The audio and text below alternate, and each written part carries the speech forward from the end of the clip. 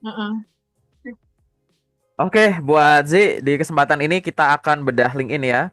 Nanti boleh tanya Oke, jawab seputar LinkedIn. Kalau yang aku jelasin ada yang kurang paham, boleh langsung ditanyakan saja.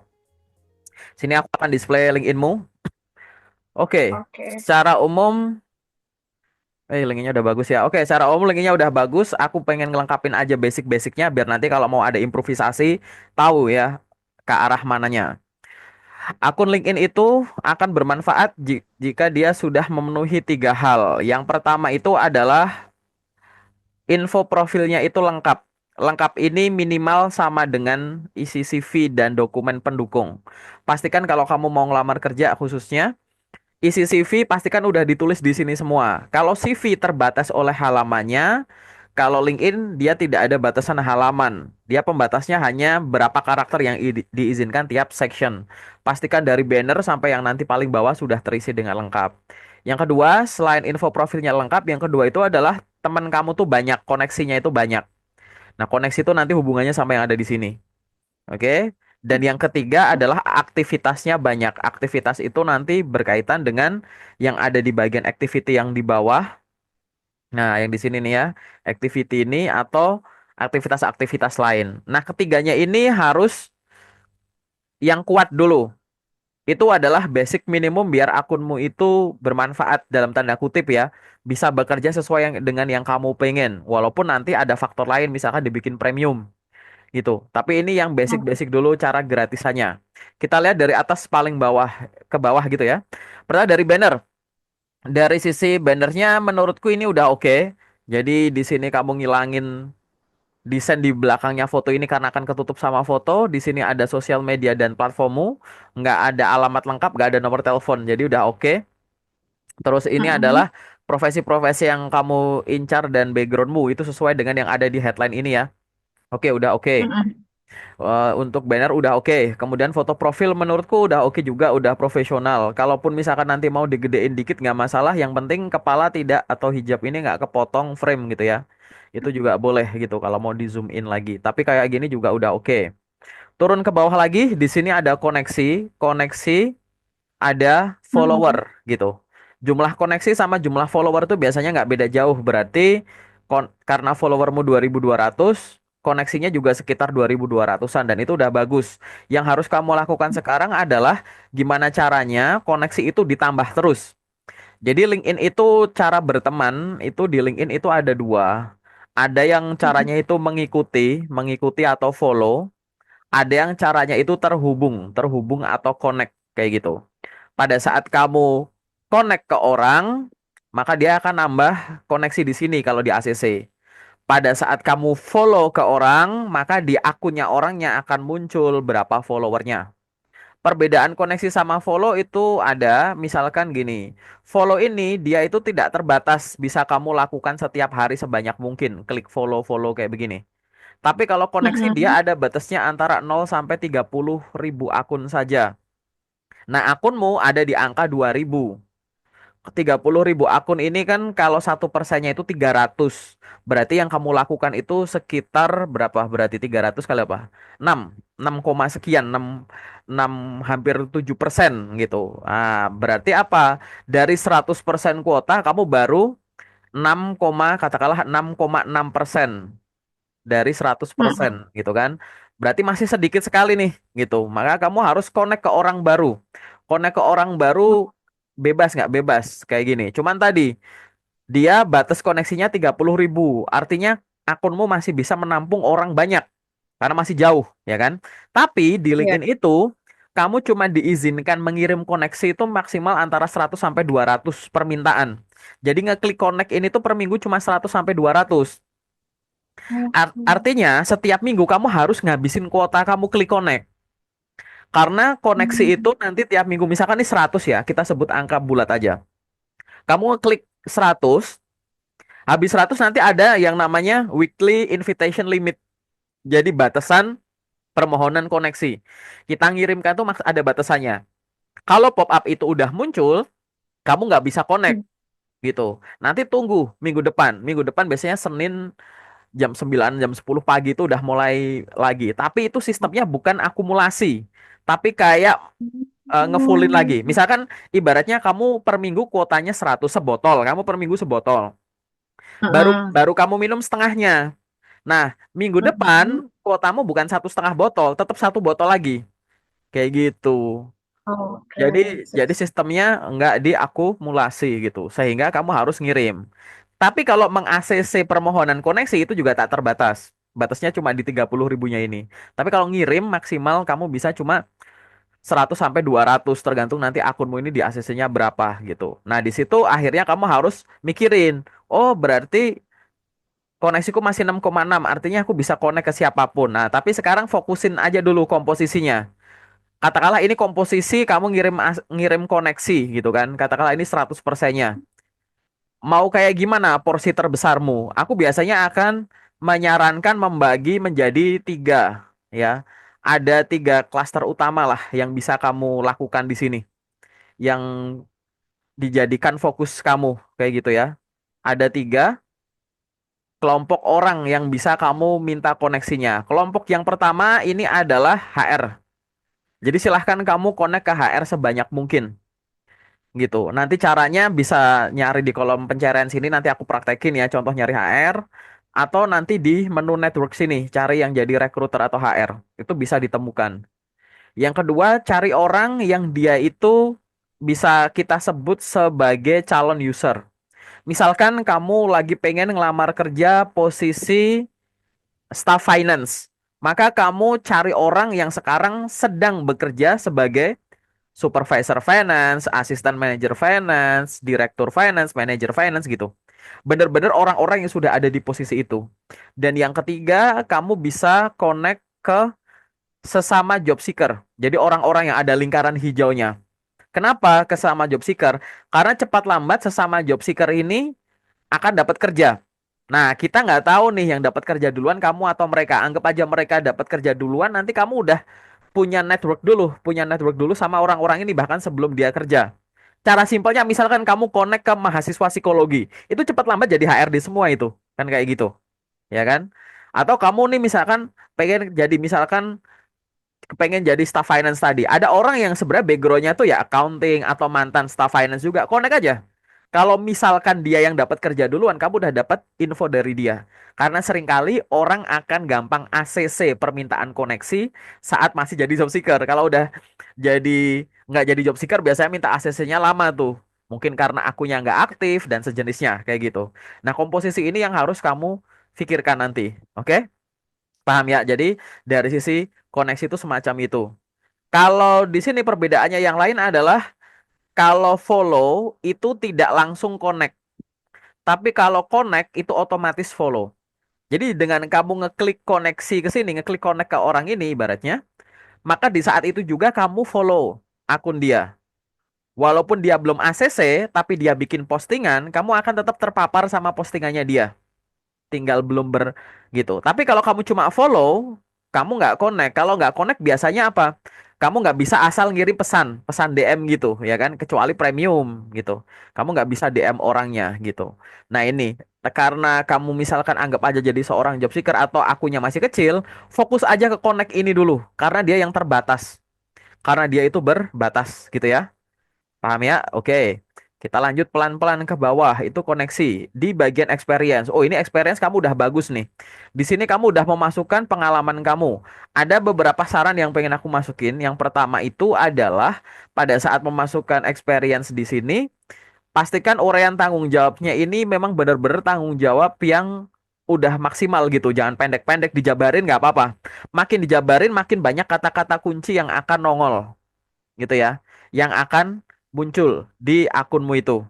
Terus yang selanjutnya adalah mungkin kalau selama bekerja itu ada dokumentasinya, dokumentasi aktivitas nih, presentasi sama klien lah, penyerahan itu ini itu sama klien, ada event apa, bisa ikut dilampirkan. Jadi di masing-masing pengalamanmu ini ya ada dokumentasi yang bisa dilampirkan kayak gitu. Jadi secara visual pun nanti kelihatan. Mungkin kamu bisa sambil lihat di akunku atau di akun orang lain yang memang pengalaman kerjanya itu sekaligus melampirkan dokumentasi pada saat dia bekerja di sana. Ntar ya sambil nunggu punya aku muter-muter nih faktor sinyal. Itu ngelampirinnya di sebelah mana ya, Pak? Pada saat kamu edit akunnya, Jadi misalkan nih, ini Edit kata, account kan. ini misalkan contoh begini, aku buka di akunku ya. Ini Mm-mm. tunggu sebentar. Ini agak lemot nih. Nah, misalkan di akunku. Nah, ini kan ada dokumentasi fotonya begini. Gitu. Ini kan ada dokumentasi Mm-mm. foto-foto yang bisa dilampirkan. Kalau pengalaman kerjamu udah ditulis, kamu tinggal klik aja ini pensil. Ini kan ada pensil nih. Edit aja pensil. Mm-mm. Betul. Gitu. Diklik pensil, terus nanti kamu akan membuka di halaman ini lagi. Nah, di pengalaman kamu ini nanti ada pensil lagi tuh di sini. Mm-mm. Gitu. Terus kamu scroll di situ nanti ada upload media. Ada nggak? Oh iya iya. Ya, disitulah kamu bisa Ya. naruh di situ foto-foto. Foto itu nanti bisa Oh. ditaruh agak banyak gitu ya. Jadi itu secara visual biar membantu siapapun yang nggak kenal kamu tahu, oh ini loh gambaran pada saat kamu kerja itu begitu. Nah, di sisi situ itu juga memberikan kita clue juga bahwa apa? Pada saat kita bekerja di suatu lingkungan, jangan lupa narsis, ya nggak? Jangan lupa foto dokumentasi, khususnya dokumentasi yang ada kitanya. Kenapa? Karena suatu saat cepat lambat akan dibutuhkan foto-fotomu untuk apa? Ngelengkapin profil begini atau menyusun portofolio. Itu kan ada dokumentasi bukti karya. Apalagi misalkan di sini pengalaman kamu adalah ini mirip kayak aku ya. Jadi ibaratnya di dunia sales and marketing kan kayak gitu. Kalau di dunia sales and marketing bedanya gini. Kalau industri kreatif nih, karyanya kan ada yang bisa desain gambar, desain video gitu ya. Gampang. Tapi kalau sales karyanya apa? Kalau terlalu banyak nongolin data takutnya itu rahasia perusahaan ya kan. Tapi di situ mungkin kamu punya dokumentasi pada saat ada event tertentu, sebar brosur ke atau ada apa expo pada saat kamu presentasi di depan customer, pada saat serah terima hadiah, pada saat apa gitu-gitu. Dokumentasi-dokumentasi inilah yang bisa merupakan bagian dari bukti karya kamu gitu ya. Nah, itu jadi jangan lupa narsis-narsis itu manfaatnya di situ. Tapi kalau udah ada stok fotonya, boleh diupload juga kayak gitu. Yang kamu rasa itu akan menjual dan memberikan gambaran tanggung jawab kamu selama di posisi-posisi ini. Gitu, oke? Dan semua kalau bisa digituin ya, ini semua yang ada di sini gitu. Benar-benar Mm-mm. dipastikan penjabarannya itu yang menarik dulu. Ingat, jabarin di sini tuh bukan sekedar kita pengen nulis ya. Bayangkan lawan bicara itu yang membaca. Contoh misalkan, di sini pekerjaanku itu misalkan jadi tukang bakso gitu. Di sini aku nulisnya adalah menjual bakso ke pembeli gitu. Itu memang benar. Tapi kayaknya semua tukang bakso tuh pasti memang gitu deh. Nggak ada tukang bakso yang menjual batu ke pembeli, menjual material ke pembeli, nggak ada gitu.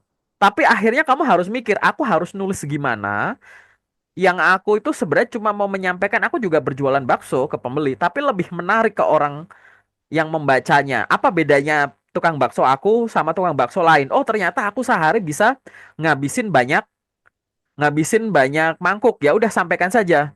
Menjual bakso rata-rata 1.000 mangkuk per hari gitu. Itu udah beda. Kenapa? Seolah-olah kamu bilang, oke kita sama-sama tukang bakso banyak, tapi aku 1.000 mangkuk per hari loh. Emang semuanya pernah mencapai di angka itu semua kan nggak gitu?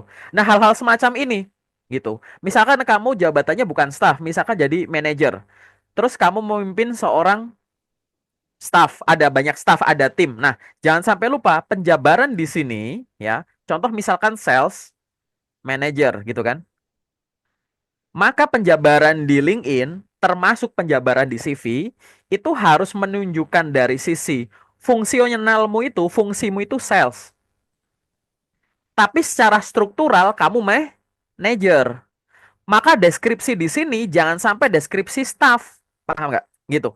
Fungsi sales, istilah-istilah salesnya muncul. Menjual target dan lain-lain. Tapi fungsi manajerialnya harus muncul. Paling gampang lewat apa? Kata kerja. Manajerial tuh ngapain sih? Mengatur, mendelegasikan, mengevaluasi, mengcoaching, memimpin, membina, mengevaluasi istilah-istilah itu.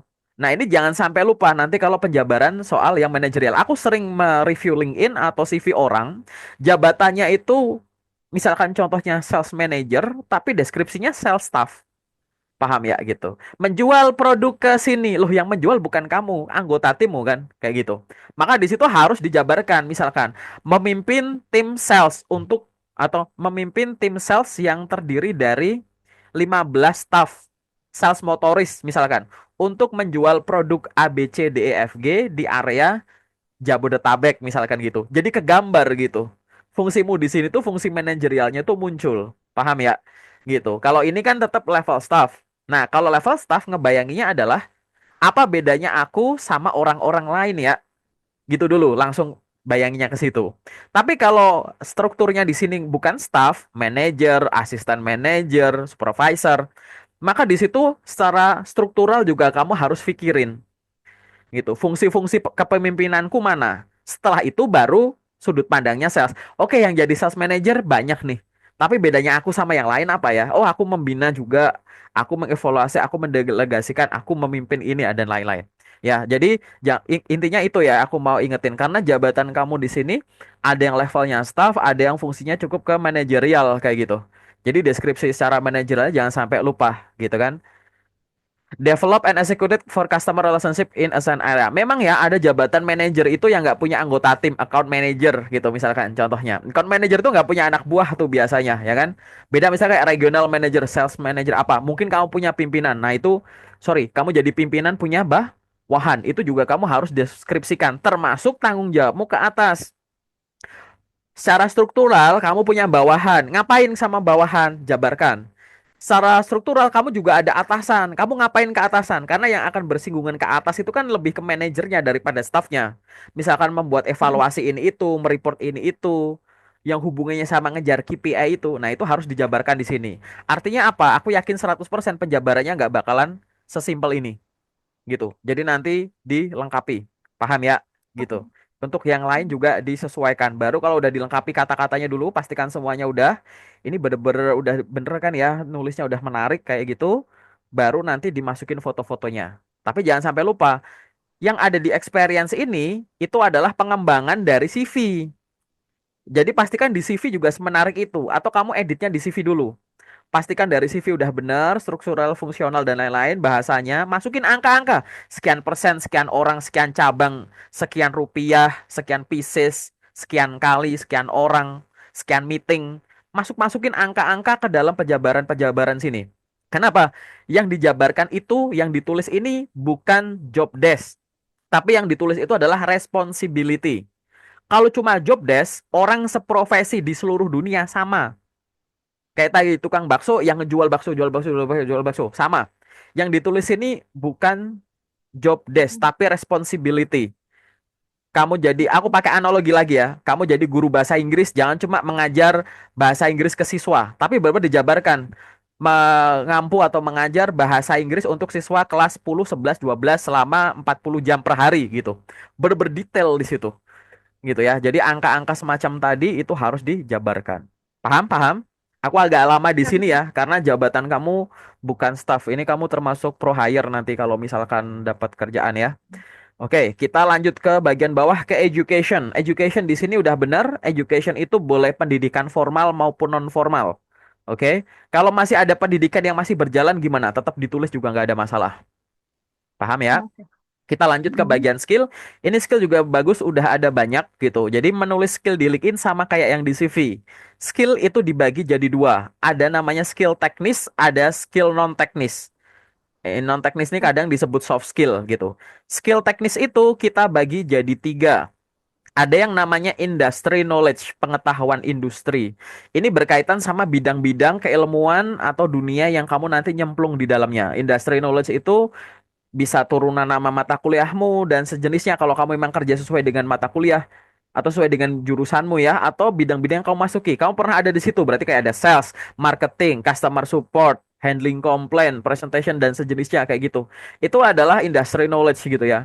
Terus yang kedua ada yang namanya tools. Tools ini alat. Nah, tools ini dan yang ketiga adalah language atau bahasa. Untuk tools sendiri nanti dibagi jadi dua. Ada hardware, ada software. Hardware apa yang bisa kamu operasikan? Biasanya orang-orang engineering tuh yang tahu itu ya.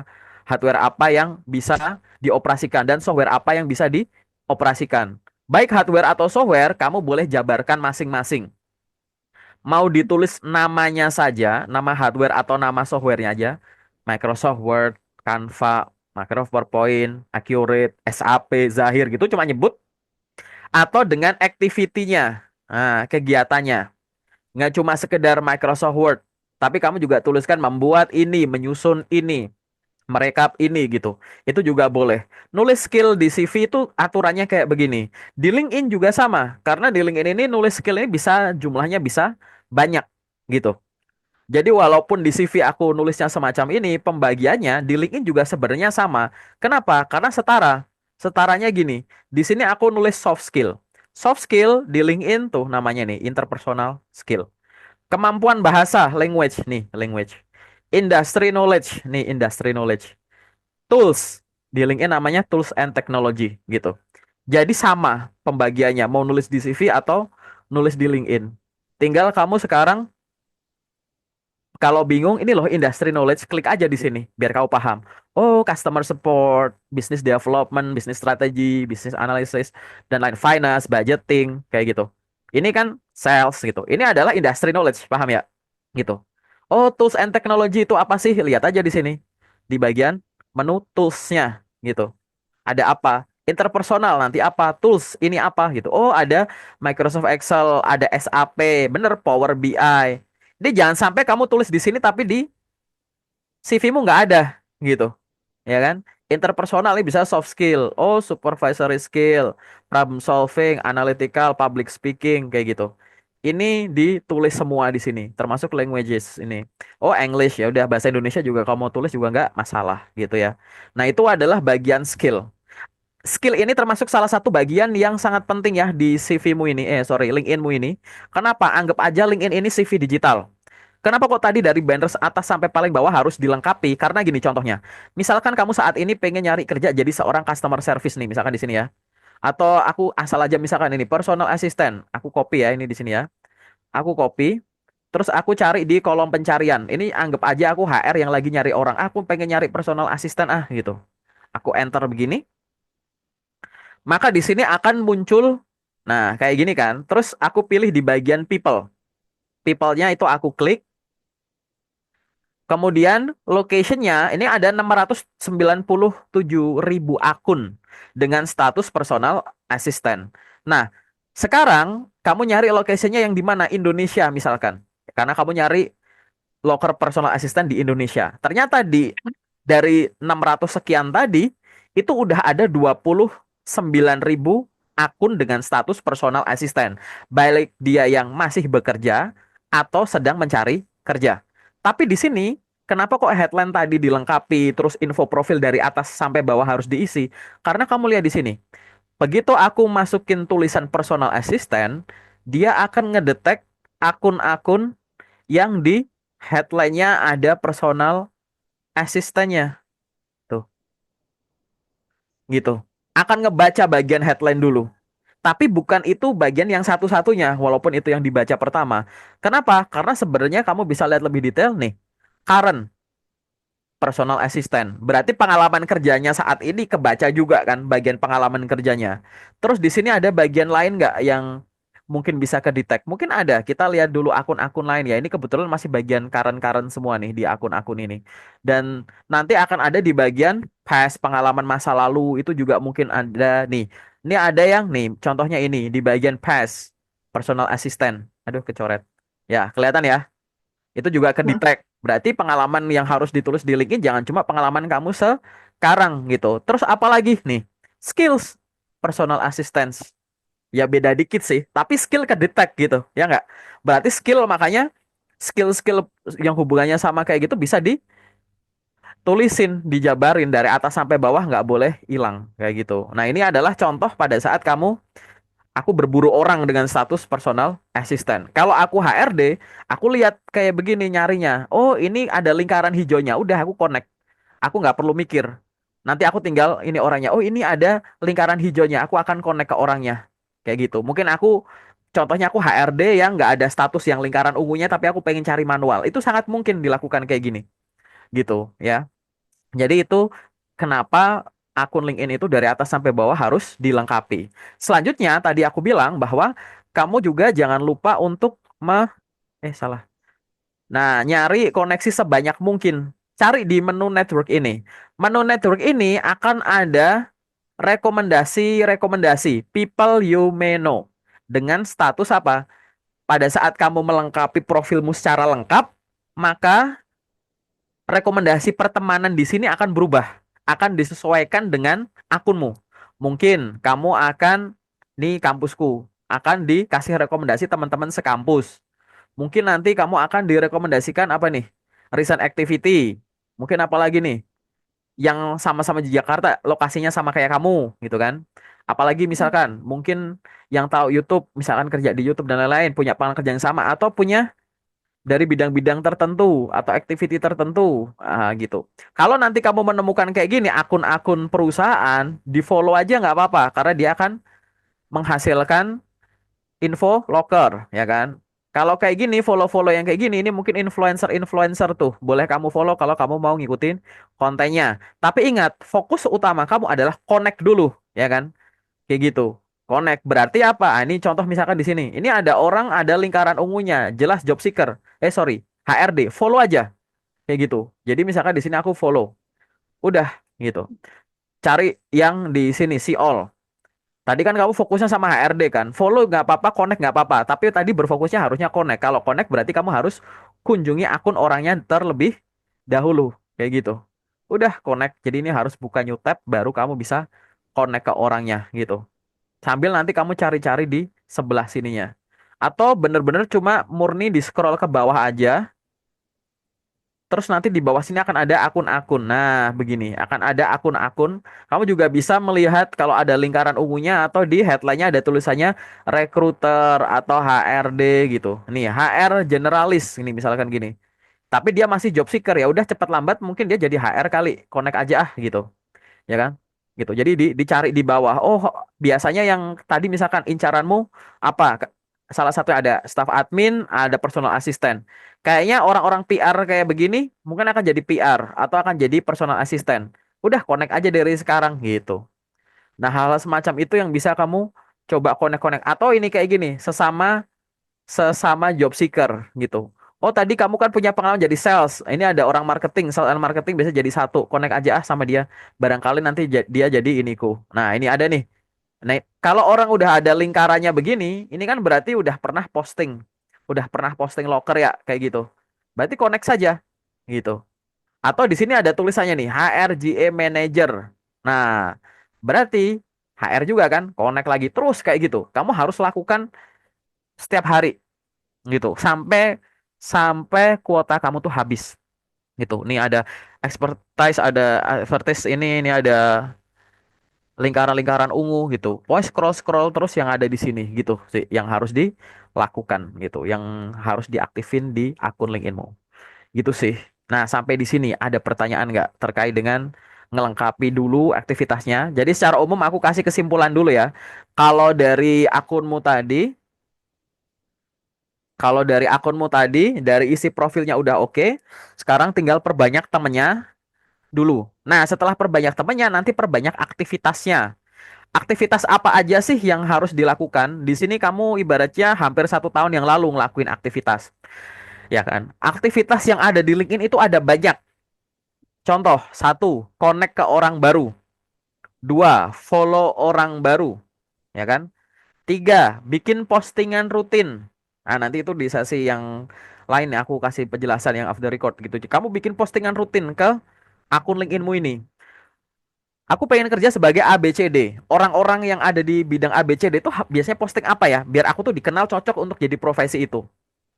Aku hubungannya sama apa ya?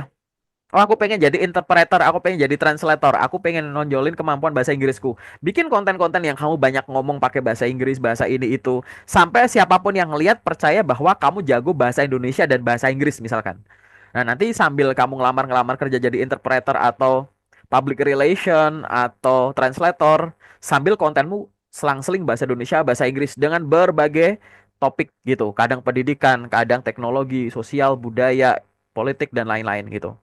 Jadi tadi bikin postingan rutin. Terus yang lain apa? Sesekali repost postingannya orang. Boleh komen komen di postingannya orang. Nanti kamu boleh like postingannya orang, tinggalin komentar kayak gitu. Atau repost sesekali gitu. Tapi jangan dominan ya gitu.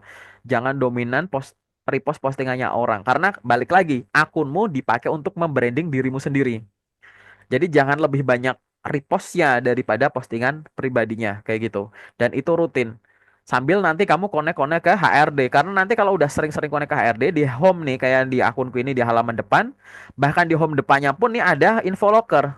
Oh, ini ada locker nih dari Mayora contohnya kayak gitu. Udah kayak gini kan, bereaksi aja kamu like, kamu komen gitu. Terus habis itu nanti kamu tinggal apply kalau memang cocok kayak gitu, ya kan? Itu. Jadi tinggal rutin semacam itu. Bisa nggak? Bisa banget gitu. Nanti lama-lama nih ada lagi. Oh, ini ada tulisan talent acquisition Kalbe. Aku belum. Oh, aku follow apa buka ya misalkan. Aku buka di tab baru dulu. Lokernya cocok nih. Staf administrasi. Udah kamu like dulu, kamu komen terima kasih Bu gitu misalkan. Udah sambil apply gitu. Nah, terus sambil gerak, ini kan ada akun orangnya nih. Kamu bisa milih. Kalau kamu masih bisa connect dalam tanda kutip belum kena pembatasan pertemanan tadi loh sih kayak gitu, maka connect dulu saja nggak apa-apa. Oh, di sini kita lihat dulu akunnya gitu. Nah, ini kan. Oh, dia di sana sebagai intern, nggak apa-apa gitu. Connect aja dulu karena dia masih jadi intern kayak gitu. Connect. Nanti kalau nggak bisa nih diklik bagian more, baru ini follow. Ada orang yang connectnya di luar, follow-nya di dalam, harus klik more dulu. Ada yang sebaliknya, follow-nya yang di luar, connect-nya yang di dalam gitu. Jadi ini tinggal kamu connect aja gitu. Mau ada pesan boleh, enggak juga nggak apa-apa. Kamu kirimin pesan pada saat udah di ACC sama orangnya. Pada saat kamu membuka suatu akun dengan status tertentu, maka akan ada rekomendasi akun-akun yang mirip di sini. HC Recruitment, Talent Acquisition gitu. Berarti dengan mengunjungi satu akun HRD, kamu sebenarnya punya kesempatan untuk connect ke akun HRD yang lain gitu. Karena tinggal kunjungin. Nah, itu coba kamu lakukan itu setiap hari gitu. Maka sambil kamu ngelengkapin akun profilnya, sambil sibuk apply job, kamu juga akan tetap memperoleh info-info loker yang makin lama makin banyak gitu. Ya, gitu. Jadi, ya ini misalkan, oh ada lagi nih, apalagi, oh ini lokernya banyak banget nih, KLB-nya berapa nih, 27 halaman. Oke, aku like, aku komen, aku play, terus gitu. Selalu memberikan reaksi ke sebanyak-banyaknya loker dan koneksi ke HRD. Nanti kalau HRmu banyak, ini di halaman depan gini nih isinya loker semua kayak akunku begini nih. Ini kebetulan masih jam segini ya gitu. Ini kalau aku beneran beneran lagi rame, ini tuh loker semua sih di depan sini. Oh, ini ada connect nih. Klik aja connect gitu. Terus gitu. Nanti kalau udah sampai bawah kok, wah ini info lokernya kok kayaknya udah mulai ke yang beberapa hari yang lalu ya. Ya udah di refresh lagi. Di sini ada paling atas ini ada kata new post ini ya. Diklik aja new postnya biar ke refresh gitu. Dan itu akan terus muter gitu terus gitu. Nah, sampai di sini ada pertanyaan nggak sebelum kita mulai ke sesi yang kedua yang private gitu. Wah, ini ada Kalau for. untuk ini, saya tinggal ini sih, Pak, tinggal ngelengkapin aja Sambil sama ngelengkapin, mhm. Sambil ngelengkapin sama connect-connect gitu ya. betul. Oke, oke, berarti udah nggak ada pertanyaan ya, cukup jelas ya untuk penjelasan umumnya ya. Jelas, jelas banget. Ya. Oke, oke, sekarang kita akan masuk ke sesi yang kedua ya. Oke. Tunggu sebentar.